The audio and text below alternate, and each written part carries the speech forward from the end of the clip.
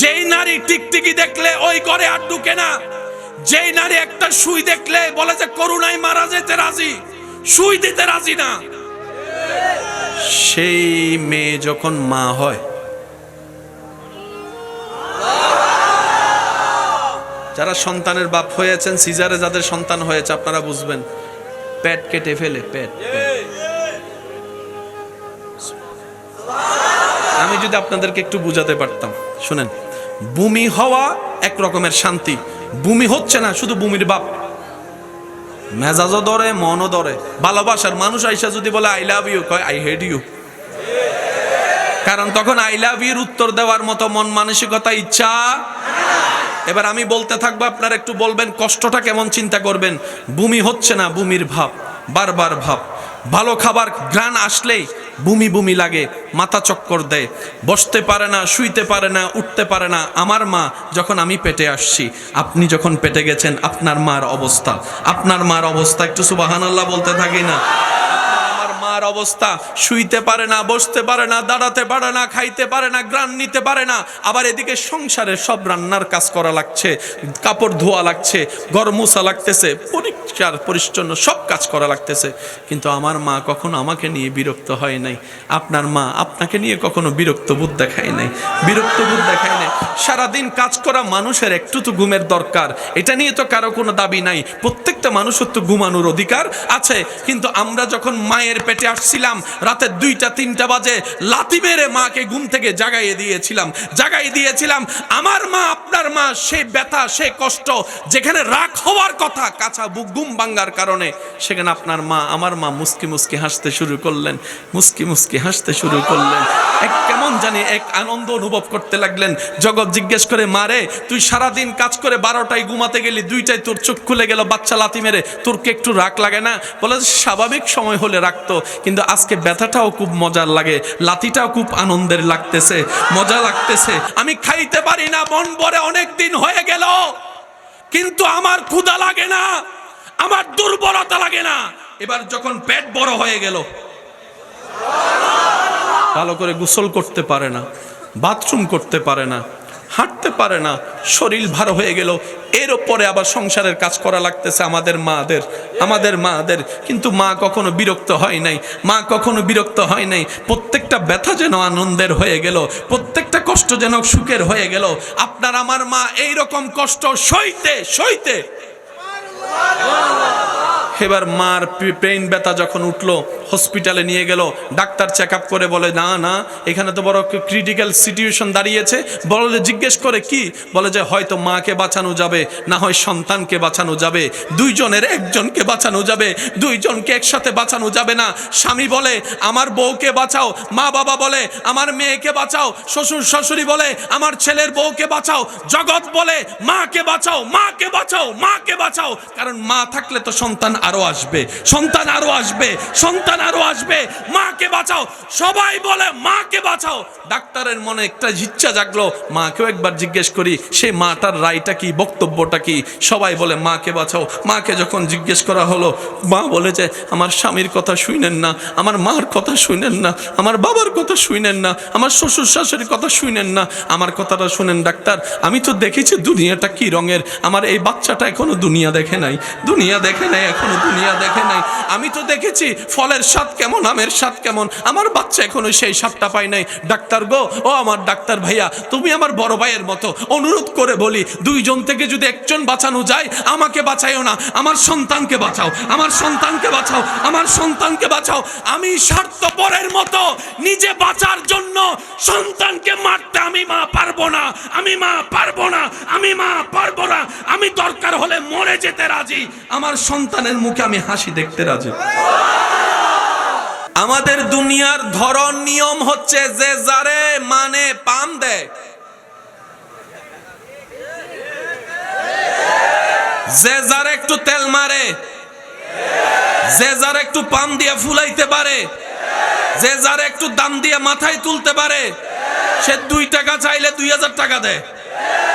আর যে দুশমন, সেটা যদি রক্তেরও হয়, আমি তারে দেখি নাই, সামনে দিয়ে ডাকার পর কয় আমি তো who are you, I don't know you, আমি তো তোমারে চিনি না। নিজের রক্তের কাছের মানুষ দুশমন হলেও চিনে না, আর তেল মাননেওয়ালা দূরের হলো বলে যে তুই আমার কলিজার টুকরা, তোর জায়গা আমার এখানে এখানে এখানে। আছে না নাই? রবকে আমরা বললাম ইয়া রব, তারা তো তোমাকে মানেই না, ডাকেই না, স্মরণও করে না, স্বীকারও করে না, তারপরও তুমি তাদেরকে এত দয়া করে যাচ্ছ, তাদেরকে তুমি সন্তানের মা বাবা বানাচ্ছ, তাদেরকে তুমি সকালের নাস্তা দিচ্ছ। আমি বলতে থাকবো, প্রেমিকরা সুবহানাল্লাহ একটু আওয়াজ করে বলতে হবে। দেখি কিভাবে বলবেন, একটু বলেন তো দেখি। মাশাআল্লাহ, রব্বুল আলামিন, তুমি তো তাদেরকে সকালের নাস্তাও দিচ্ছ, দুপুরের খাবারও দিচ্ছ, রাতের ঘুমটাও দিচ্ছ, সকালটাও দেখাচ্ছ। মাওলা গো, মানে তো না, ডাকেই তো না, স্মরণই তো করে না। রব বলে যে তোরা কি খেয়াল করিসনি বিসমিল্লাহর মধ্যে আমার দুইটা নামকে আমি আল্লাহ ইনক্লুড করেছি। একটা হচ্ছে রহমান, কারণ আমি তো রহমান, আমি তো রহমান। আল্লাহ রহমান কাকে বলে? বলে যে যে আপনকেও দেয় পরকেও দেয়, তিনিই হচ্ছে রহমান। তো নাম একটা বাকি থেকে গেল, নাম একটা বাকি থেকে গেল, কোনটা? জোরে বলেন, আরো জোরে বলেন। এই মুহূর্তে আমার মাইকের আওয়াজ যত দূর যাচ্ছে, যে যেখান থেকে শুনতে পাচ্ছেন গভীর মনোযোগ। আরেকটা নাম বাকি থেকে গেল, আর রহিম। ইয়া রব, রহিম কাকে বলে?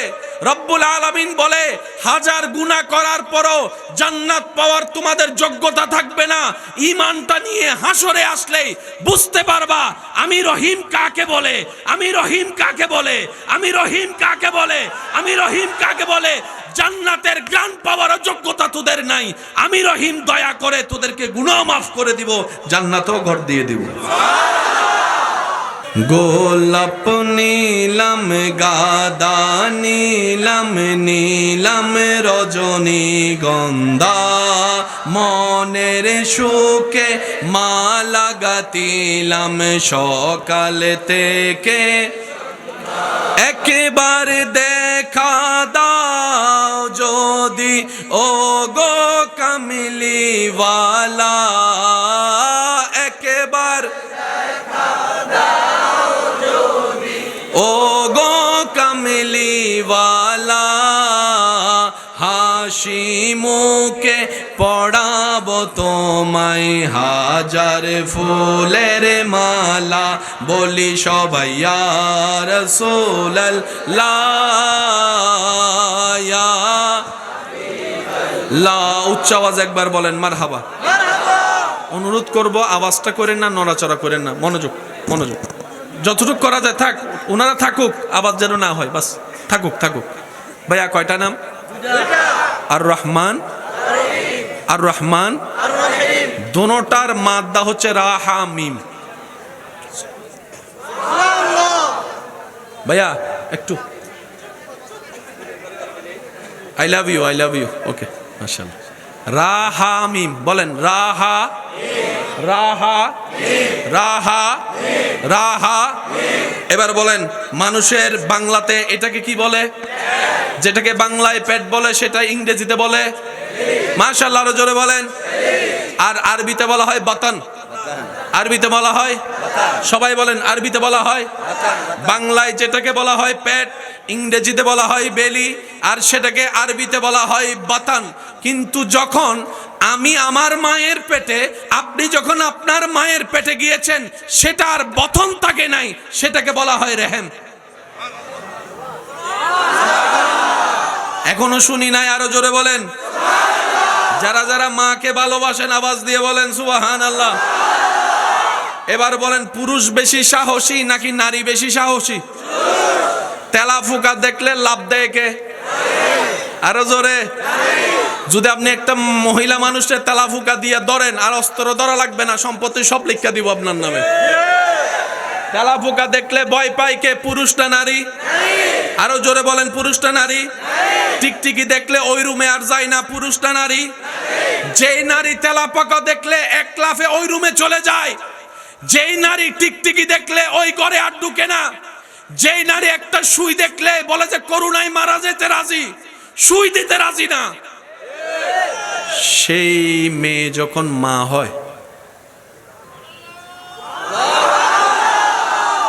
যারা সন্তানের বাপ হয়েছেন, সিজারে যাদের সন্তান হয়েছে, আপনারা বুঝবেন, পেট কেটে ফেলে, পেট আমি যদি আপনাদেরকে একটু বুঝাতে পারতাম, শুনেন, বমি হওয়া এক রকমের শান্তি, বমি হচ্ছে না শুধু বমির বাপ, মেজাজও ধরে মনও ধরে। ভালোবাসার মানুষ আইসা যদি বলে আই লাভ ইউ, কয় আই হেট ইউ। কারণ তখন আই লাভ ইউর উত্তর দেওয়ার মতো মন মানসিকতা ইচ্ছা। এবার আমি বলতে থাকবো, আপনারা একটু বলবেন কষ্টটা কেমন, চিন্তা করবেন। বমি হচ্ছে না, বমির ভাব, বারবার ভাব। ভালো খাবার ঘ্রাণ আসলেই বমি বমি লাগে, মাথা চক্কর দেয়, বসতে পারে না, শুইতে পারে না, উঠতে পারে না। আমার মা যখন আমি পেটে আসছি, আপনি যখন পেটে গেছেন, আপনার মার অবস্থা, আপনার মার অবস্থা, একটু সুবহানাল্লাহ বলতে থাকি না। মার অবস্থা, শুইতে পারে না, বসতে পারে না, দাঁড়াতে পারে না, খাইতে পারে না, গ্রান নিতে পারে না। আবার এদিকে সংসারের সব রান্নার কাজ করা লাগছে, কাপড় ধোয়া লাগছে, ঘর মোছা লাগতেছে, পরিষ্কার পরিচ্ছন্ন সব কাজ করা লাগতেছে। কিন্তু আমার মা কখনো আমাকে নিয়ে বিরক্ত হয় নাই। আপনার মা আপনাকে নিয়ে কখনো বিরক্ত বোধ দেখায় নাই, বিরক্ত বোধ দেখায় নাই। সারাদিন কাজ করা মানুষের একটু তো ঘুমের দরকার, এটা নিয়ে তো কারো কোনো দাবি নাই। প্রত্যেকটা মানুষের তো ঘুমানোর অধিকার আছে। কিন্তু আমরা যখন মায়ের পেটে আসছিলাম, রাতে 2টা-3টা বাজে লাথি মেরে মাকে ঘুম থেকে জাগাইয়ে দিয়েছিলাম। আমার মা, আপনার মা, সে ব্যথা, সে কষ্ট, যেখানে রাগ হওয়ার কথা, কাঁচা বুক ঘুম ভাঙ্গার কারণে, সেখানে আপনার মা, আমার মা মুস্কি মুস্কি হাসতে শুরু করলেন, মুস্কি মুস্কি হাসতে শুরু করলেন। এক কেমন জানি এক আনন্দ অনুভব করতে লাগলেন। জগৎ জিজ্ঞেস করে, মারে তুই সারাদিন কাজ করে 12টায় ঘুমাতে গেলি, 2টায় তোর চোখ খুলে গেল বাচ্চা লাথি মেরে, তোর কি একটু রাগ লাগে না? বলে স্বাভাবিক সময় হলে রাখতো, কিন্তু আজকে ব্যথাটাও খুব মজার লাগে, লাথিটাও খুব আনন্দের লাগতেছে, মজা লাগতেছে। আমি খাইতে পারি না, মন ভরে অনেক দিন হয়ে গেল, কিন্তু আমার ক্ষুধা লাগে না, আমার দুর্বলতা লাগে না। এবার যখন পেট বড় হয়ে গেল, ভালো করে গোসল করতে পারে না, বাথরুম করতে পারে না, হাঁটতে পারে না, শরীর ভার হয়ে গেল। এর উপরে আবার সংসারের কাজ করা লাগতেছে আমাদের মাদের। কিন্তু মা কখনো বিরক্ত হয় নাই, মা কখনো বিরক্ত হয় নাই। প্রত্যেকটা ব্যথা যেন আনন্দের হয়ে গেল, প্রত্যেকটা কষ্ট যেন সুখের হয়ে গেল। আপনার আমার মা এইরকম কষ্ট সইতে সইতে, এবার মার পেইন ব্যথা যখন উঠলো, হসপিটালে নিয়ে গেল। ডাক্তার চেক আপ করে বলে, না না, এখানে তো বড় ক্রিটিক্যাল সিচুয়েশন দাঁড়িয়েছে। বলে, জিজ্ঞেস করে কি?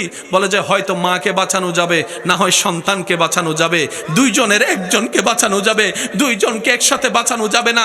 স্বামী বলে আমার বউকে বাঁচাও, মা বাবা বলে আমার মেয়েকে বাঁচাও, শ্বশুর শাশুড়ি বলে আমার ছেলের বউকে বাঁচাও, জগৎ বলে মাকে বাঁচাও, মাকে বাঁচাও, মাকে বাঁচাও। কারণ মা থাকলে তো সন্তান আরো আসবে, সন্তান আরো আসবে, সন্তান আরো আসবে, মাকে বাঁচাও। সবাই বলে মাকে বাঁচাও।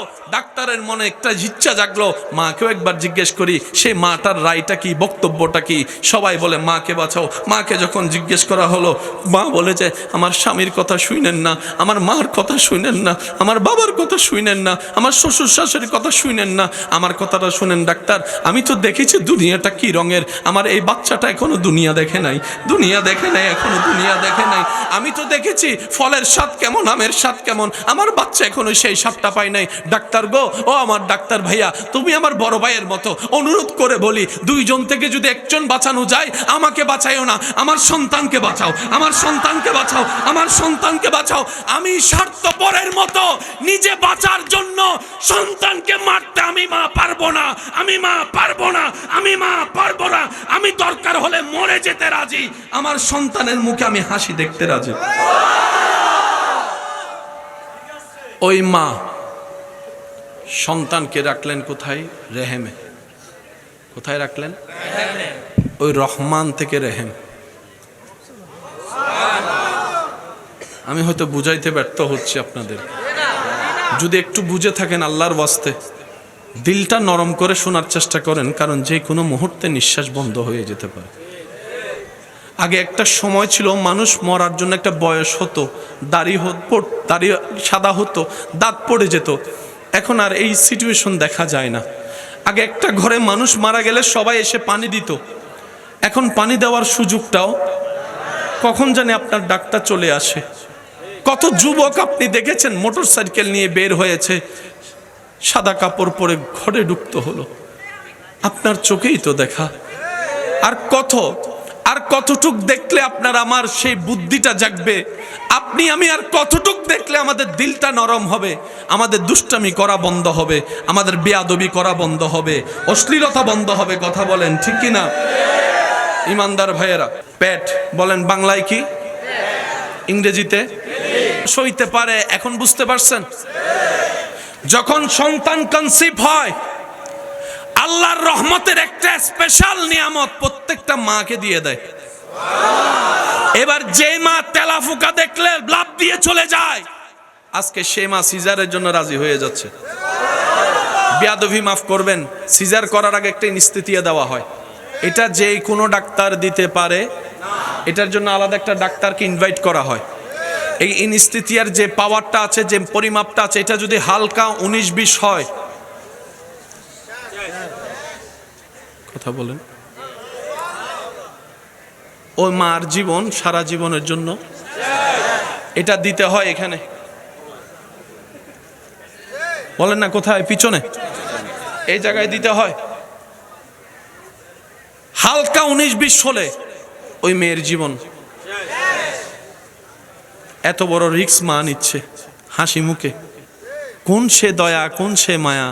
রব বলে যে সেটাই তো তোদেরকে বুঝাতে চাচ্ছি। দেখ না একবার আমাকে, দেখ না একবার আমাকে, আমার দিকে একবার তাকা। সবাইকে তো দেখলি, সবার ভালোবাসা বুঝলি, আমারটা একটু বুঝার চেষ্টা করবি না বান্দা? এবার বলেন, সন্তান দুনিয়াতে ডেলিভারি হয়েছে কি হয় নাই? একটা আওয়াজ দিয়ে বলবেন, আমরা দুনিয়াতে আসছি কি আসি নাই? তখন আপনার আমার খাওয়ার জন্য ক্ষুধা লাগছে কি লাগে নাই? কিন্তু চাবানোর জন্য দাঁত বলে না, চাবানোর জন্য দাঁত, কোন একটা কিছু যে খাবো সে খাবার। ডাক্তার বাবাকে বলে, সন্তানের জন্য যদি খাবার আনতে হয় এমন খাবার আনবা যে খাবারে বিন্দু পরিমাণ ফরমালিন, এমন খাবার আনবা যেটাতে আমিষ আছে, যেটাতে শাল আছে, যেটাতে শক্তি আছে, প্রোটিন আছে, সর্ব কোয়ালিটি থাকতে হবে। আমাদের বাবা সারা পৃথিবী ঘুরে আসলো, সন্তানের জন্য উপযুক্ত খাবার পায়?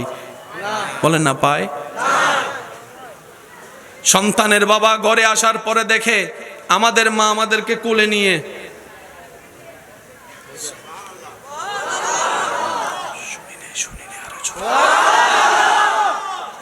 বাবা জিজ্ঞেস করে, বউ গো কি করো?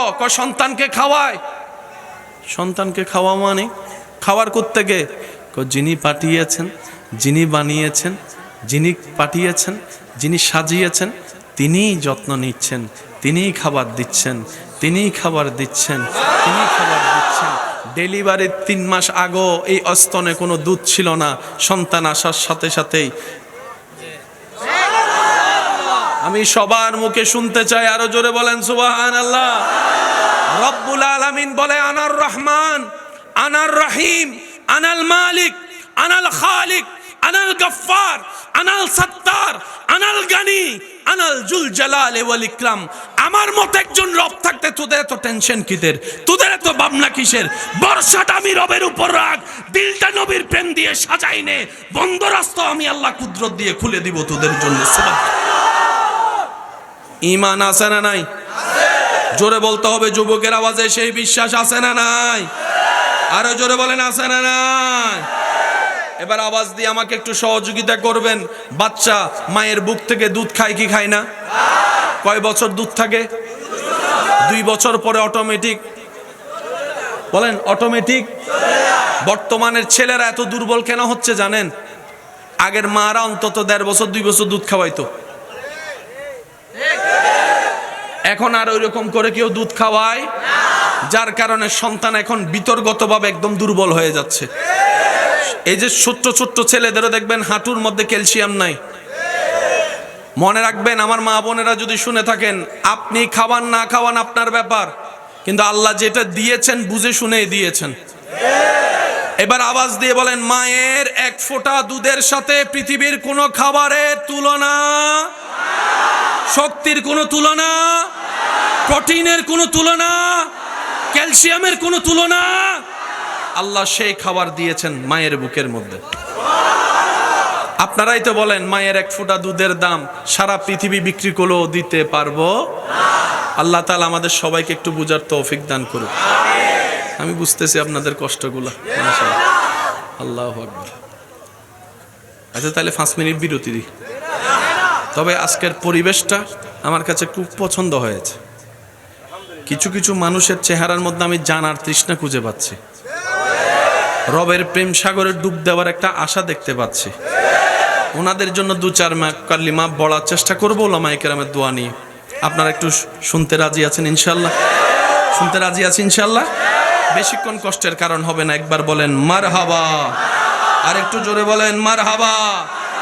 ইমানদার ভাইয়েরা, আপনারা এখন খোলা আকাশের নিচে বসছেন না? রাত গভীর হচ্ছে না? প্রথম আসমানে নেমে আসবেন কে? নেমে এসে বলবেন যার যা চাওয়ার চাও, আমি আল্লাহ দিতে রাজি। আল্লাহ যখন দিতে রাজি যে টাইমে, সেই টাইমে আপনি আমি বলেন একটু সবাই বলি, আপনার আমার নাক ডাকানিতে ফাঁসের মানুষ ঘুমাইতে পারে না। মনে রাখবেন, প্রত্যেক দিন সকালবেলা প্রত্যেকটা বান্দার ঘরের দোয়ারের সামনে রহমানের পক্ষ থেকে রহমতের ফেরেশতা রহমত নিয়ে আসে। প্রত্যেকটা মানুষের ঘরের দরজায় সে তাকিয়ে থাকে, দাঁড়িয়ে থাকে, কিন্তু আপনি আমি বলেন আপনি আমি, সেই ফেরেশতা দাঁড়ায় থাকতে থাকতে থাকতে এক পর্যায়ে যখন সূর্য উঠে যায়, তখন ফেরেশতা বলে আল্লাহ কাকে পাঠাইছো রহমত ফ্রি ফ্রি নেওয়ার জন্য? তো কেউ প্রস্তুত। তখন ফেরেশতা বলে আল্লাহ এখন এই রহমতের ঢালা কি করব? রব বলে যে যা দিয়েছি তো দিয়েছি, আমি আর ফেরত নিই না। আল্লাহ আমি এখন কি করব? রব্বুল আলামিন বলে সেই রহমতের ডালা তুমি জঙ্গলের মধ্যে গিয়ে ছেড়ে দাও, জঙ্গলের মধ্যে দিয়ে দাও, জঙ্গলের মধ্যে দিয়ে দাও। এবার বুঝতে পেরেছেন, যত্ন নেওয়ার মতো কোনো মানুষ না থাকার পরও জঙ্গলে এত গাছ কোত্থেকে আসলো, এত গাছে ফল কোত্থেকে ধরলো? আপনি আমি সার দিয়েও এত ফল ফলাইতে পারি না, সার দিয়ে এত ফল ফলাইতে পারি না। জঙ্গলের মধ্যে গাছের মধ্যে আল্লাহ প্রদত্ত যত ফল চলে আসে। সুবহানাল্লাহ। আল্লাহ তাআলা আমাদের সবাইকে একটু বুঝার তৌফিক দান করুন। এই রহমত পাওয়ার জন্য নামাজের দরকার। নামাজ কি করে? বান্দার সাথে আল্লাহর রহমতের কানেকশন লাগাই দেয়। আপনাদের এলাকায় কি আজান হয়? এই আজানের মধ্যে যদি একটু খেয়াল করে দেখেন, কষ্ট যদি না হয় বলি,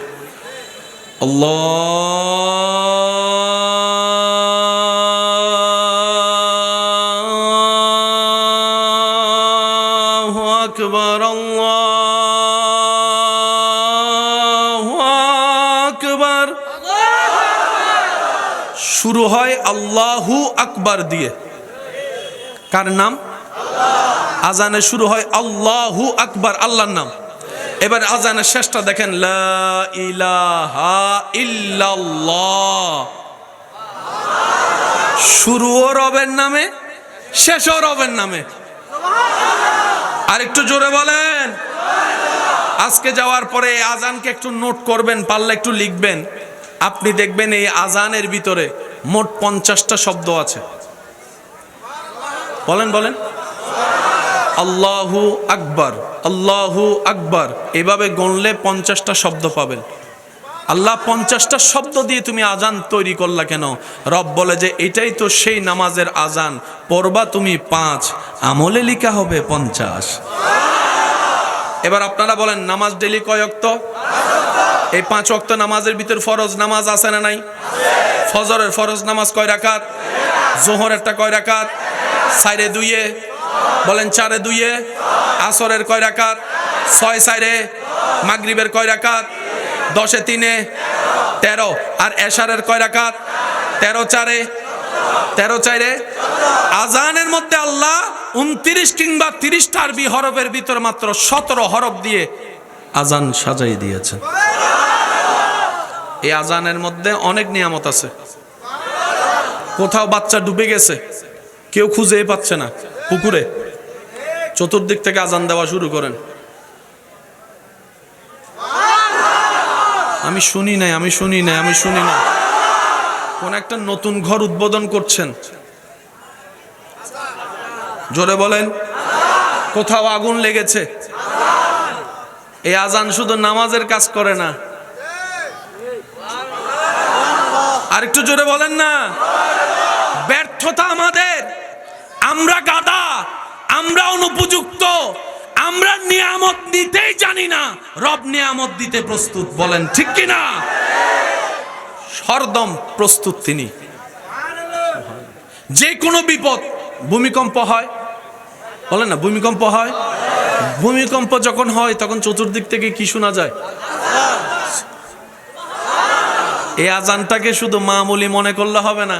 যারা আজান দেয় দুনিয়াতে, হাসরের ময়দানে আল্লাহ তাদের কণ্ঠনালী দিয়ে নূর বের করবেন। নূর, নূর, নূর। সবাই দেখে বুঝতে পারবে উনি সেই ব্যক্তি যে দুনিয়াতে আজান দিয়ে দিয়ে রবের নামের অ্যালাউন্স করেছিল। সুবহানাল্লাহ। এবার বলেন, চতুর্দিকে আল্লাহর রহমত আছে না নাই? এই আল্লাহর রহমত কেউ দেখেছে? বলেন না ভাইয়া। শেষবাল ওজার সব্বাল তার জোরে বলেন, আল্লাহর রহমত কেউ দেখেছে? আল্লাহর রহমত ছাড়া কেউ নিঃশ্বাস নিতে পারে? এবার সবাই জানে আল্লাহর রহমতের কথা, কিন্তু আকারটা কেমন কেউ কখনো জানে না।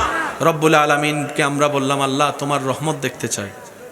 রব বলে যে ওয়ামা আরসালনাকা ইল্লা রাহমাতাল লিল আলামিন, আমার রহমতের ধরন যদি দেখতে চাও, আমার নবী তোমার নবী রহমতুল লিল আলামিনের চেহারা মোবারক দেখো।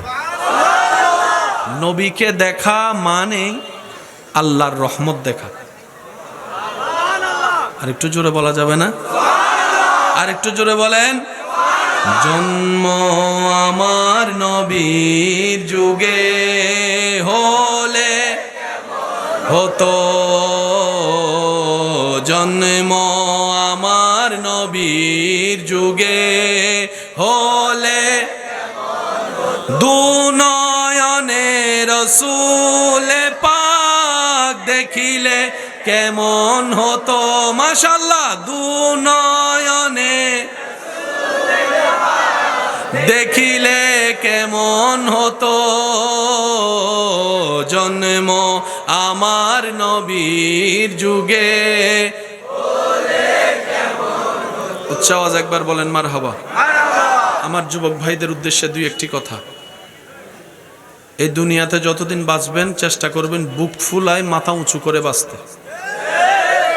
কোথাও মাথা নত করার দরকার, কারণ আপনার সমস্ত চাহিদা পূরণ করতে পারেন যিনি, তিনি কে? দিতে পারেন কে? আপনার ভান্ডার ভরায় দিতে পারেন কে? কারো কাছে তোয়াজ্জমি করার দরকার। দিলটা ইশকে মুস্তাফা, আদবে মুস্তাফা, নবীর প্রেম দ্বারা, আদব দ্বারা ভরপুর রাখবেন। যা চাইবেন রবের কাছে চাইবেন। ইনশাআল্লাহ। জোরে বলেন না ভাইয়া। ছোট্ট ছোট্ট পিঁপড়াকে কে খাওয়ায়? গাছের ঢালে পাখি বসায়, সেই পাখিকে কে খাওয়ায়? সবাইকে খাওয়ায় কে? উনি কি আপনাকে খাওয়াইতে পারবে না? সুতরাং কোথাও গিয়ে নিজের ইজ্জত আত্মসম্মান বিলীন করার কোনো দরকার নাই। রবের উপর ভরসা রেখে চলতে থাকেন, বন্ধ রাস্তাও আপনার রব খুলে দিবেন, দিবেন, দিবেন। এটাই রবের ওয়াদা। একটু পরীক্ষা তো নিবে, একটু বাজাই তো দেখবে, একটু কষ্ট তো দিবে, কারণ প্রেমিক হচ্ছেন কিনা সেটাও তো দেখার দরকার। এক নাম্বার কথা। দ্বিতীয় নাম্বার কথা, অনুমতি আছে বলবো ইনশাল্লাহ? বলবো ইনশাল্লাহ। দুনিয়াতে যতদিন বাঁচবেন দিয়ে যাবেন বিসমিল্লাহ। যা আছে যতটুকু আছে, কিচ্ছু দিতে না পারেন অন্তত একটু মুস্কি হাসি দিয়ে কথা বলবেন। এই মুস্কি হাসি দিয়ে কথা বলা, এটাও সদকায়ে জারিয়া। টেবিলে বসেছেন, পানি আছে, অন্যজন পানি চাচ্ছে, আপনি শুধু কষ্ট করে পানিটা একটু নিয়ে দেন ওনাকে, এই সওয়াব আপনার রব আপনাকে দান করবেন। নামাজের টাইম খুঁজে খুঁজে বের করে নেবেন, হাজার ব্যস্ততার ভিতরে নামাজের টাইমটা বের করবেন। আমাদের কাজ হচ্ছে দুনিয়াতে রবকে স্মরণ রাখা, হাসরে রব্বুল আলামিন আমাদেরকে স্মরণ রাখবেন। যারা দুনিয়াতে রবকে ভুলে না, হাসরের ময়দানে রব্বুল আলামিনও তাদেরকে কখনো ভুলবে বলেন না, ভুলবে। এই যে একটা কানেকশন নামাজ, সেজন্য সিজদায় গেলে মানুষ হারিয়ে যায়। সিজদা থেকে মাথা তুলতে ইচ্ছা করে না, কপালটা জমিনে লেগে থাকে। সুবহান রাব্বিয়াল আলা বলে রবের প্রশংসা করতে থাকে। বলেন না সুবহানাল্লাহ। এটা দিয়ে জীবন নষ্ট করেন না ভাই। এটা এখন তো রাগ করে ফেলবেন, তারপরও তো বলি একটু। গেম আছে না, আবার এখানে জুয়া আছে না, জুয়াটা মনে রাখবেন। আপনারা এমন আইসা বলবে যে 1 মাসে তুই লাখপতি, এইটা বইলা নামাইয়া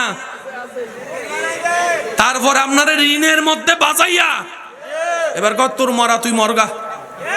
কিরে দোস্ত, তোর তো আপন মনে করছিলাম, ভালো মনে করছিলাম, আমারে কেন বাজাই দিলি? কয় আমি একা কেন জ্বলতাম, তুইও জ্বল। এরকম কিছু আছে না নাই? জোরে বলেন আছে না নাই? কোন রকম মোবাইলের অনলাইনের জুয়ার মধ্যে যাওয়া যাবে, কারণ রিজিকের মালিক কে? আল্লাহ দিবেন আপনাকে, একটু অপেক্ষা করেন। এত তাড়াহুড়া করার দরকার, তাড়াহুড়া করার দরকার। আর জীবনের সবচাইতে একটা বড় সিদ্ধান্ত হচ্ছে বন্ধু বাছাই করা। বলেন, একটু জোরে বলেন। বেশিরভাগ যুবকের জীবন ধ্বংস হয়ে যাচ্ছে বন্ধু বাছাই ঠিক হয় নাই। সে একদিন এটা খাইছে, আপনারও ঢুকেছে। সে একদিন বলে এক টান দে, আছে না নাই? আছে না নাই? আপনি হুন্ডার প্রতি আকর্ষণ নাই, বউলি আপনি দিতে পারেন না, সে আপনারে নিয়ে বউলি দিয়ে কয় তুই বাপের বেটা হলে তুইও দে। শেষ পর্যন্ত এই বউলি শিখতে যে আপনি হোন্ডা চালান শিখছেন, হোন্ডা চালাতে যায় ট্রাকের নিচে বলে আপনি মরে গেছেন, আপনার মা বাবার চোখের পানি বের হয়ে গেছে। আমি কি বুঝাতে পারছি কথা? বন্ধু বাছাই আমাদের সবার সাবধান হওয়ার দরকার আছে না নাই? বন্ধু তো সেই জন যে বলবে যে আমি তোকে দুনিয়াতেও চাই দোস্ত, জান্নাতেও আমি তোকে চাই, জান্নাতেও তোকে চাই। হাসরের ময়দানে বাইজে গেলে অন্তত আমি যেন তোরে দুইটা সওয়াব দিতে পারি। এটা হচ্ছে বন্ধুর কাজ, যে আপনাকে তাহাজ্জুদের জন্য ডাকবে, ফজরের নামাজ একসাথে পড়তে নিয়ে যাবে। আছে না নাই? এরকম বন্ধুর দরকার। রাতের 3টা বাজে যদি আপনি কল দিয়ে বলেন দোস্ত আয়, সে একবারও জিজ্ঞেস করবো না যে কোথায়, আগে বের হয়ে যাবে, তারপরে বলবো যে কোথায় আসবো সেটা কো। আর এখন বন্ধুরে ফোন দিলা কয় I am busy, call me letter. আছে না নাই? আবার অনেক সময় সাইলেন্ট করে রাখে, অনেক সময় কল আসলে দেখেও রিসিভ বলেন না, দেখলেও রিসিভ। যখন তার দরকার হয় আপনারা জ্বালাই ফেলবে, কিন্তু আপনার দরকার হইলে তারা আপনি 5 ব্যাটারি টস দিও খুঁজে। মনে রাখবেন, সবচাইতে বড় বন্ধুকে আপনার জন্য উম্মত হিসাবে আপনার নবী, বান্দা হিসাবে আপনার রব হচ্ছে আপনার সবচাইতে আপন। এছাড়া আসল বলে আপন বলতে কেউ, বন্ধু বলতে কেউ, প্রিয় বলতে কেউ। আল্লাহ আমাদের সকলের হাজিরি কবুল করুক, আমিন।